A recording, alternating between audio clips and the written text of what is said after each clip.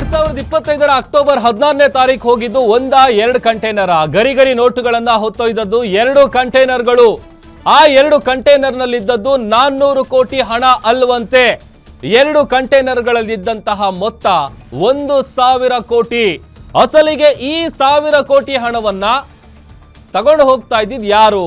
Network ಸಿಗದ ಚೋರ್ಲಾ ಘಾಟ್ನಲ್ಲಿ ಕಂಟೈನರ್ಗಳು miss ಆಗಿದ್ದು ಎಲ್ಲಿಗೆ? ಕಿಡ್ನಾಪ್ಗೊಳಗಾಗಿದ್ದ ಸಂದೀಪ್ ಪಾಟೀಲ್ ಕೊಟ್ಟಂತಹ ಕ್ಲೂ ಏನು? ಕಿಡ್ನಾಪರ್ಗಳಿಂದ ತಪ್ಪಿಸಿಕೊಂಡು ಬಂದಿದ್ದ ಸಂದೀಪ್ ಹೇಳಿದ್ದಂತಹ ಸತ್ಯ ಏನು? ಅಸಲಿಗೆ ಹವಾಲಾ ದಂಧೆಕೋರರ ಕಿಶೋರ್ ಸೇಠ್ ಏನಿದ್ದಾರೆ, ಆತನ ವಿರುದ್ಧ ಒಂದಷ್ಟು ವಿಚಾರ ಹೇಳಿದ್ರಲ್ಲ, ಆ ವಿಚಾರ ಕೂಡ ಈಗ ಚರ್ಚೆಗೆ ಗ್ರಾಸ ಆಗ್ತಾ ಇದೆ. ಇದೇ ಕಿಶೋರ್ ವಿರಾಟ್ ಮತ್ತವನ ತಂಡಕ್ಕೆ ಹಣ ಸಾಗಾಟದ ಜವಾಬ್ದಾರಿಯನ್ನ ಕೊಟ್ಟಿದ್ದ. ಹವಾಲಾ ಹ್ಯಾಂಡ್ಲರ್ ವಿರಾಟ್ ಮತ್ತೊಬ್ಬ ಜಯೇಶ್ ಅನ್ನೋನ ತಂಡಕ್ಕೆ ಈ ಒಂದು ಕೆಲಸದ ಜವಾಬ್ದಾರಿಯನ್ನ ವಹಿಸಿದ್ರು. ಪೊಲೀಸರಿಂದ ವಿರಾಟ್, ಜಯೇಶ್ ಸೇರಿದಂತೆ ಒಟ್ಟು 6 ಮಂದಿಯನ್ನ ಅರೆಸ್ಟ್ ಮಾಡಿದ್ದಾರೆ.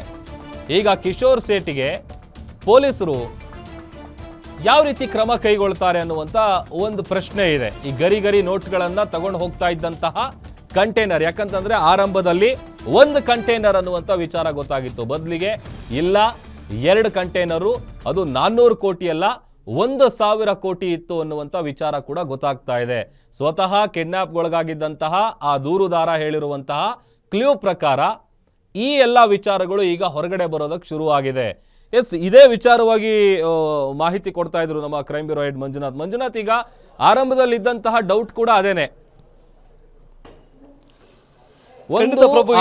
ಆರಂಭದಲ್ಲಿ ಅಥವಾ ಒಂದ ಅನ್ನುವಂಥದ್ದು. ಆಮೇಲೆ ಮೊತ್ತ ಏನಿದೆ 400 ಕೋಟಿ ಅಲ್ಲ, ಬದಲಿಗೆ 1,000 ಕೋಟಿ ಅಂತೇಳಿ ಎಕ್ಸಾಕ್ಟ್ ಆಗಿ ಇದು ಎಲ್ಲಿಂದ ಎಲ್ಲಿಗೆ ಹೋಗ್ತಾ ಇದ್ದು, ಆಮೇಲೆ ಯಾರಿಗೆ ಸೇರಿದ್ದು, ಈಗ ಆತ ಕೊಟ್ಟಿರುವಂತ ಕ್ಲೂಗಳೇನು ಅಂತ ಪ್ರಭು. ಈಗ ತನಿಖೆಯ ಮುಂದುವರೆದ ಭಾಗವಾಗಿ ಸಿಗ್ತಾ ಇರ್ತಕ್ಕಂಥ ಮಾಹಿತಿ ಜೊತೆಗೆ ಏನು ಈಗಾಗಲೇ SIT ವಶದಲ್ಲಿ ಇರ್ತಕ್ಕಂಥ 6 ಜನ ಆರೋಪಿಗಳೇನಿದ್ದಾರೆ, ಅವರಲ್ಲಿ ಕೆಲವರು ಹವಾಲಾ ದಂಧೆಯನ್ನು ನಡೆಸ್ತಾ ಇದ್ರು.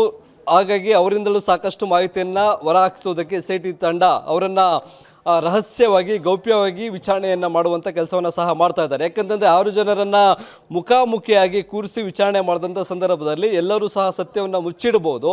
ಹಾಗಾಗಿ ಪ್ರತ್ಯೇಕವಾಗಿ ಒಬ್ಬೊಬ್ಬರನ್ನು ವಿಚಾರಣೆ ಮಾಡುವಂಥ ಕೆಲಸವನ್ನು ಸಹ ಮಾಡ್ತಾ ಇದ್ದಾರೆ. ಇದರಲ್ಲಿ ಪ್ರಮುಖವಾಗಿ ಕೇಳಿ ಬಂದಿರತಕ್ಕಂಥ ಹೆಸರುಗಳು ಕಿಶೋರ್ ಶೇಟ್ ಜೊತೆಗೆ ವಿರಾಟ್. ಈ ವಿರಾಟ್ ಒಬ್ಬ ಹವಾಲಾ ದಂಧೆಕೋರ. ಆತ ಪ್ರಮುಖ ರಾಜಕಾರಣಿಗಳ ಜೊತೆಗೆ ಸಂಪರ್ಕದಲ್ಲಿದ್ದಾರೆ.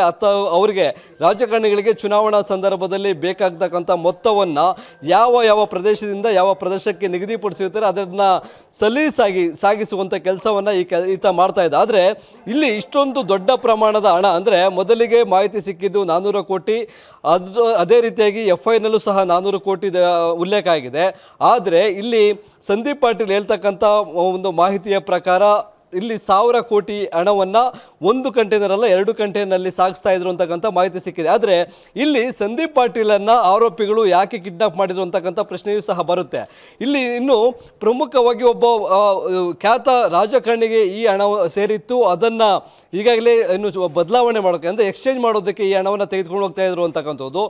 ಆದರೆ ಇಲ್ಲಿ ಈ ಇಡೀ ಕೃತ್ಯವನ್ನು ನಾವು ನೋಡಿದಾಗ ಇಷ್ಟೊಂದು ದೊಡ್ಡ ಹಣವನ್ನು ಸಾಗಿಸಬೇಕಾದರೆ ಕೇವಲ ಹವಾಲಾ ದಂಧೆಕೋರಲ್ಲ, ಅವರು ಪೊಲೀಸ್ ಇಲಾಖೆಯಲ್ಲಿರ್ತಕ್ಕಂಥ ಪೊಲೀಸ್ ಸಿಬ್ಬಂದಿಗಳ ಸಹಾಯವನ್ನು ಸಹ ಪಡೆದಿರ್ತಾರೆ, ಜೊತೆಗೆ RTO ಅಧಿಕಾರಿಗಳ ಸಹಾಯವನ್ನು ಸಹ ಪಡೆದಿರ್ತಾರೆ.